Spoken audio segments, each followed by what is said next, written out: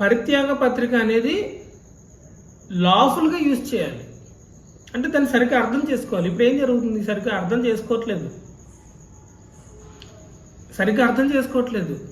దేవుడు జతపరిచిన వారిని అంటే ఏ క్రిస్టియన్ మ్యారేజ్ అయినా దేవుడే జతపరిచాడంట. అన్యుల పెళ్లి కూడా దేవుడే చేశాడంట. దేవుడి చిత్తం అండి అంటున్నారు ప్రతిదానికి. దేవుడి చిత్తం ఇదా? ఇద్దరు అన్యులు మ్యారేజ్ చేసుకుంటే దేవుడి చిత్తమా అది? ఒక క్రిస్టియన్ అన్న ఒక నాన్ క్రిస్టియన్ పెళ్లి చేసుకోవడం దేవుడి చిత్తమా? బైబిల్ ఎక్కడ అలా లేదే. 66 పుస్తకాలకు వ్యతిరేకంగా పెళ్లి చేసుకున్న దేవుని చిత్తము, దేవుడు జతపరిచారంటే కుదరదు. దేవుడు తలరాతలు రాయడు, మనకు స్వేచ్ఛ ఇచ్చాడు, మనమే చూసి చేసుకుంటాం. అక్కడ అసలు ఇద్దరు భక్తులా కాదా ఫస్ట్ చూడాలి. దాన్ని బేస్ చేసుకొని ఈ వచనాన్ని అప్లై చేయాలి. అందరినీ దేవుడు జతపరిచాడని అప్లై చేస్తే అది లాఫుల్గా అప్లై చేయడం కాదు. ఒక కమాండ్మెంట్ని, ఒక లాని అలా అప్లై చేయకూడదు.